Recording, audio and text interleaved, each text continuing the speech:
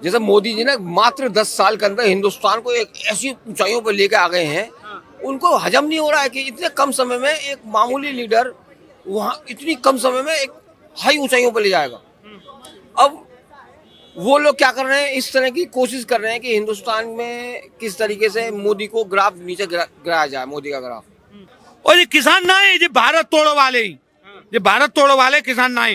जी जितने किसान बैठे गए, जिन्हें कहे नेता है, सबसे पहले कांग्रेस के नेतन थे मिल के आंदोलन कर रही।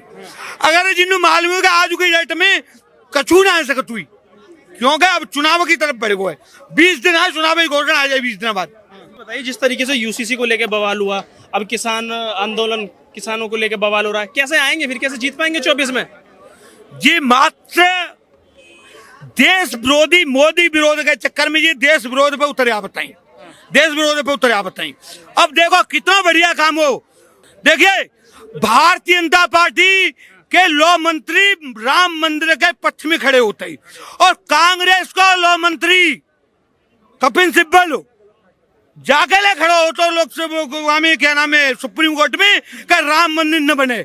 27 वकील खड़े करता है। नमस्कार, बहुत बहुत स्वागत है आपका हमारे चैनल पर।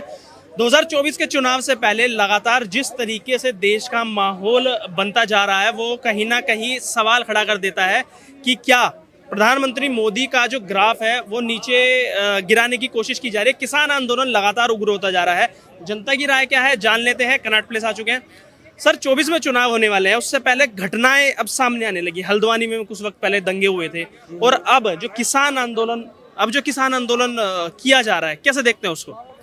मैं सिर्फ प्री मोटिव देखता हूँ। एक्चुअल क्या है कि मोदी जी का ग्राफ को डाउन करने के लिए वो किसी भी हद तक जा सकते हैं, चाहे वो किसानों की मांगों के लिए हो या वो अदरवाइज किसी भी चीज़ के लिए हो। लेकिन मुझे लगता है मोदी जी ने किसी चीज़ की कोई इम्प्योरिटी छोड़ी है देश के अंदर। उन्होंने हर एक ऐसे ऐसे सब्जेक्टों को पकड़ा है जो एक आम जनता के लिए ज़रूरी होता है, जैसे स्वास्थ्य, सुरक्षा, कानून व्यवस्था, शिक्षा, हर चीज़ को एक पड़ा हुआ है। तो मुझे नहीं लगता कि मोदी जी को किसी तरह चैलेंज करने का किसी को मौका मिल सकता है। अच्छा, कि देश का अंदाता है, उनको बॉर्डर पे क्यों रोका जा रहा है? उनको दिल्ली में आने से समस्या क्या हो रही है? क्या दिक्कत नजर आती है? क्या लगता है क्यों नहीं आने दिया जा रहा है? आपको लगता है वो अन्नदाता है? अन्नदाता क्या होते हैं? जो अपने खून पसीने को जो ना धरती में जब लगता है ना, तो हल चलता है, उसे वक्त नहीं मिलता इस तरह की पॉलिटिक्स करने का। जो पॉलिटिक्स हो रही है वहाँ पर, वो किसान नहीं है, वो बड़े बड़े धनवान जमीनों के मालिक हैं। किसान तो कोई और ही है, वो तो प्रियोक्टिव है। अच्छा, क्या लगता है मतलब जो बॉर्डर पे बैठे हुए हैं वो किसान नहीं है तो कौन है फिर? वो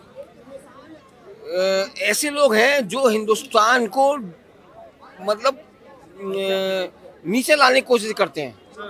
जैसे मोदी जी ने मात्र 10 साल के अंदर हिंदुस्तान को एक ऐसी ऊंचाइयों पर लेके आ गए हैं, उनको हजम नहीं हो रहा है कि इतने कम समय में एक मामूली लीडर वहां इतनी कम समय में एक हाई ऊंचाइयों पर ले जाएगा। अब वो लोग क्या कर रहे हैं, इस तरह की कोशिश कर रहे हैं कि हिंदुस्तान में किस तरीके से मोदी को ग्राफ नीचे गिराया जाए, मोदी का ग्राफ। और वो गिरने वाला नहीं है। एक्चुअल वोटर तो मैं हूँ, वोट तो मुझे डालना है, किसी अरे गरीब लोग को डालना नहीं है। और 10, 20, 50, 100 लोग या 1000 लोग या 10,000 लोग इकट्ठे हो जाएं, क्या मोदी को गिरा लेंगे? नहीं गिरा सकते। यहाँ तो करोड़ों लोग वोट डालने वाले हैं मोदी को, करोड़ों, जो मुझ जैसे हैं। अच्छा, गिराना कौन चाहता है? कौन लगता है, क्या लगता है इस आंदोलन के पीछे कौन है? जो हिंदुस्तान को अग्रणी रूप में देखना नहीं चाहते, विकसित देखना नहीं चाहते, विश्व गुरु देखना नहीं चाहते, वो लोग हैं। अच्छा, चलिए मैं आपसे जानना चाहूंगा, तकरीबन 12 मांगे हैं, जिसमें से मुख्यतः है एमएसपी पे गारंटी कानून, कर्ज माफी, और लखीमपुर खीरी में जो हुआ था उसको लेके जल्दी से जल्दी सजा बुली जाए उनको। तो कैसे देखते हो इस पूरे आंदोलन को, किसान आंदोलन को? वहाँ में जेऊ मांगे कि जो आतंकवादी कृत्य करो है 26 जनवरी को, उन्हों के मुकदमा वापिस हुए जी। और में अगर स्वामीनाथन की रिपोर्ट एनएसपी लागू है जावे, देश में भुखमरी पच जाएगी जी। कितने % किसान है जो आंदोलन कर रहे हैं? 22 से पहले आंदोलन करो इन्हों क्या यूपी हराएंगे। और एक वह में आंदोलनकारी है यादव जी, उन्होंने कही कि हमन तो अगले से जमीन तैयार करके दई, वो प्रयोग ही ना कर पायो।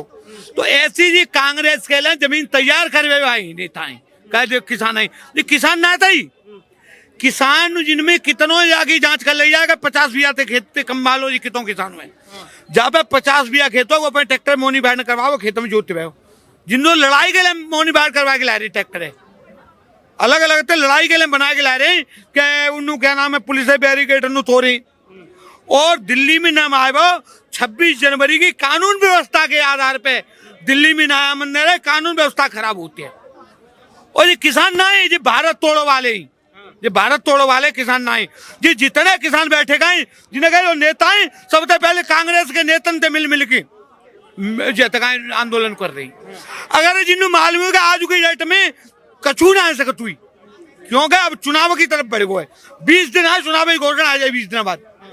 राहुल गांधी तो कह रहे हैं सत्ता में आएंगे तो एमएसपी भी देंगे और काफी चीजें कही है कि जैसे आरक्षण को भी खत्म कर देंगे और एमएसपी भी दे देगी उसकी सरकार।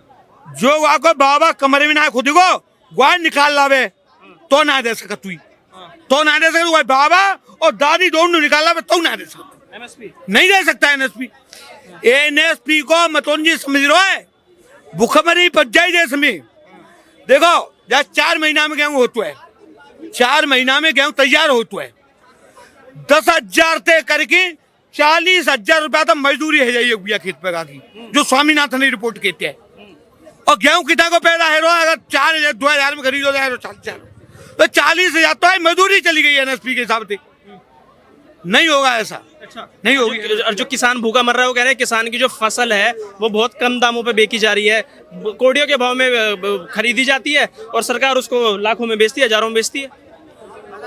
किसान देखो जो 5 से 15 बीघा वाले किसान हुए अपने गेहूं की फसल है क्या फसल ऐसी है जैसे जो है गेहूं है इन्हों 70% कंज्यूम कर तो बेचना है जो 15 बीघा 3 एकड़ खेत है 1 एकड़ से 3 एकड़ खेत वालों कंज्यूम ज्यादा कर तो अपनी फसल है तो बताओ कहाँ एनएसपी की जरूरत बढ़नी जगह जैसे मोदी 2,000 रुपया तय करे जहाँ में 4 एकड़ से कम खेत वाए हुए तो जो 4 एकड़ खेत है उनसे जो जिस किसान बैठे सवारे ऊपर वाले इनको को लाभ ना मिल लो और जहाँ पे 5 बीघा खेत है 35-40% किसान ऐसा है कि जहाँ पे 4 से 5 बीघा खेत है 1 एकड़ खेत है 1 एकड़ वाले खेत की 6,000 रुपया में बीज खाद आ जाता है बीज खाद पच जाता है 1 एकड़ खेतों को तो कोई लाभ मिल रहा एनएसपी की जरूरत ही नहीं। तो माहौल खराब करना चाह रहे हैं बस ये सिर्फ चुनाव की वजह से माहौल खराब करवे की सुपारी ले रखी है एक वो चला रो राहुल दुगाए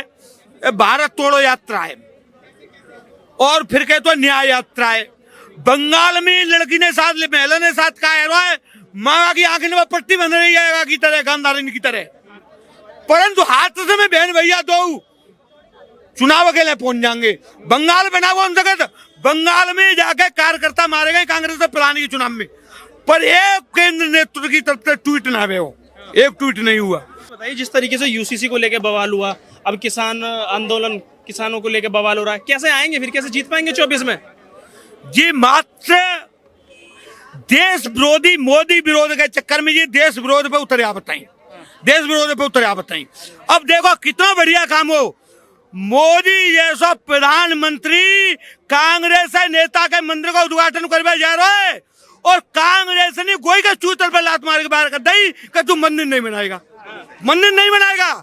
ये कांग्रेस कह रही है कि मस्जिद बनवाएंगे मंदिर नहीं बनवाएंगे 370 हट गई है तो 370 लाएंगे हम आ जाएंगे क्या यहाँ की पब्लिक चाहेगी देश को सनातन चाहेगा देश सनातन खत्म हो स्टालिन लगा कहता है खड़गे को लगा समर्थन करता है खत्म होना चाहिए सनातन का देश को सनातनी जी चाहे कि सनातन खत्म होना चाहिए जी राजनीति के कानने में जो कोर्ट के ऊपर जने पे देखिए भारतीय जनता पार्टी के लॉ मंत्री राम मंदिर के पक्ष में खड़े होते ही और कांग्रेस का लॉ मंत्री कपिल सिब्बल जाके ले खड़े हो तो लोकसभा में क्या नाम है सुप्रीम कोर्ट में कि राम मंदिर न बने 27 वकील खड़े करता है और यूं कहता है कि चुनाव आएगा राम मंदिर में तारीख दे दो, बजार मत करो।